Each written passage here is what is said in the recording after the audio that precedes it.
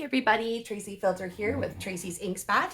Thanks again for joining me for another 3D project. Once again, my thanks go out to Sam Hammond. She is like the queen of three-dimensional items, especially little bags and boxes, and I love everything she does.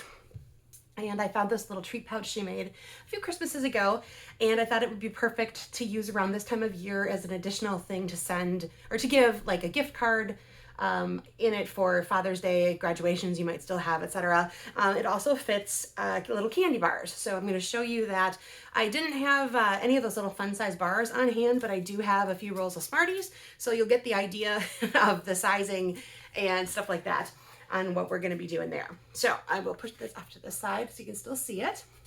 Now what I'm going to be using today is from the He's the Man suite, and that's on page 78 and 79 of the current annual catalog. And the special thing about this designer series paper up here, it's 12 by 12, and this sheet here, all of those little elements that you see can be punched out and used as is. So in this particular one that I'm going to show you here, this will come together with no cutting, no scoring, and no stamping, if you can believe that. All right, so what you're going to want to have handy is a piece of 6x6 designer series paper. So again, there's that sheet that I'm cutting out from there. You're going to want some tear and tape or some other sort of heavy duty adhesive, and then accessories, etc., to make your tag. So like I said, I punched out one of those little shapes from that piece of the paper that comes with it. You get two of those sheets that are identical, so that's why I was able to make two identical tags there. Other things I'm going to be using, I have the Baker's Twine Essentials pack, and I'm going to be using a piece of the vanilla twine from there as part of my closure.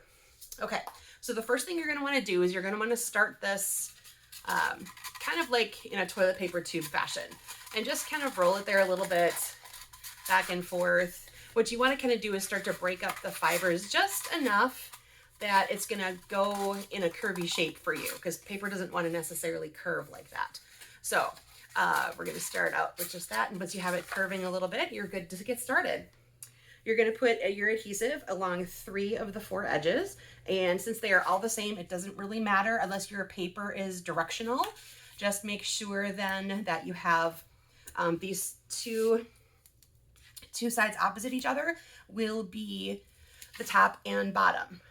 Okay, so you're going to want to keep that in mind as you are assembling something if you have directional designer series paper. That is one of the reasons I picked the pattern I did, because it's an all over pattern with things going all which way, and it didn't really much matter which way I was doing that. Okay, so adhesive down 3 of the sides. We're going to take off the adhesive on this side here, and it's going to roll together very carefully, and we're just going to overlap it enough for that adhesion to take place. So it's going to touch there first. I'm going to turn it around the other way and have it go just a little bit again past where the tape is. And then if you just sort of pull gently on each of those ends, you're going to end up having them meet each other straight down. Okay? And then, this might be scary, but go ahead and squish it flat. Okay?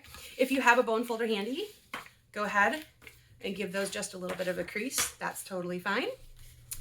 Okay, so then the next part is on each of these lengths, you're going to just fold it in maybe 1/4 to 1/2 of an inch. So not very much. And again, I'm going to give that a little varnish with my bone folder.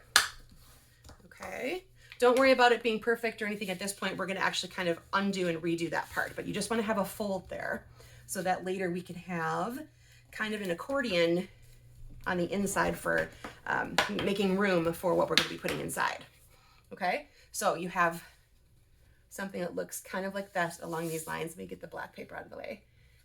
So it looks like a little kind of a top box top, something like that. Okay, now what you're going to want to do is you're going to open this back up again and just focus on one side for now. So you should have 3 score lines. So there was the original squish one in the middle, and then you should have 2 other ones that we just created by this fold over. So we're just going to push that initial one in. So as you can see now, it's going to be like a valley. So before we had kind of a mountain fold, now we're going to have a valley. Just go with that all along. And again, grab your bone folder if you want to just make sure that that's nice and stiff for you.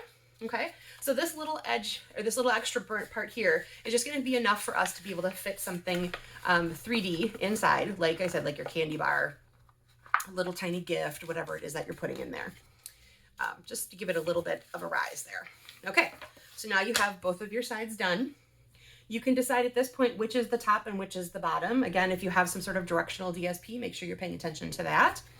And now you just want to peel off the tear and tape that's at the inside, which of course is easier said than done when you're on camera and have nervous fingers. Go gently around because you have that kind of funny dip in there now, and just go ahead and push that closed. Okay, I am going to take my bone folder to that as well, just to have those parts touch each other with a little more force. Okay, now you're going to want to fill it with whatever it is that you're putting in it. So drop your gift card in there, drop your little present or your candy bar, whatever you need to do is going to go in there, and it's going to fall down right about in here so that you still have that flat part at the bottom and a little bit of puff in the middle. Okay, then go ahead and take off the other tape, and we're going to do exactly the same thing we did on the bottom part. We're going to just pull this off really gently, and then we're going to seal that closed. And I'm going to give it a little varnish with my bone folder.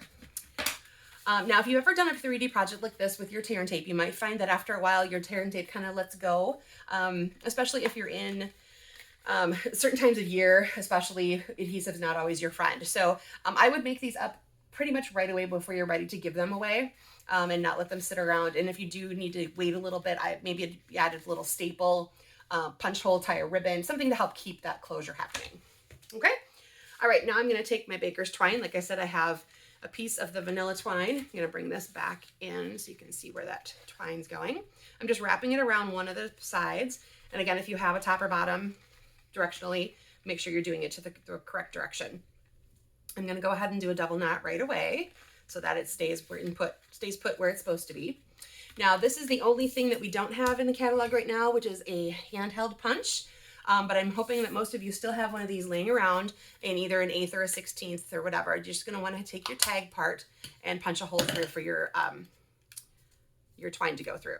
That one didn't want to fall out very nicely. There we go. All right, so now you have a hole for the twine to come back through. So I'm going to go ahead and add that now. And again, with a knot, and if I have enough left, I will tie a bow. And I think I might. All right. Do a quick little bow here. Now, of course, you can stamp and cut, die cut, whatever you want to do to make your tag. Add more embellishments, add some bling, whatever you need. If you were doing this for your graduate, you could do them in their school colors. That would be pretty fun. And it's like just a really cute way to send or to give away, like I said, a little gift card, little something sweet. So keep this in mind as you go ahead throughout the season. When you get to your holiday time, these would be great little secret Santas, stocking stuffers, etc. Okay, so just a refresher, you need a 6x6 sheet of designer series paper, some tear and tape, and some sort of element to be making your tag. And again, my thanks to Sam Hammond for sharing the original project on her website. All right, have a great night, everybody. Bye now.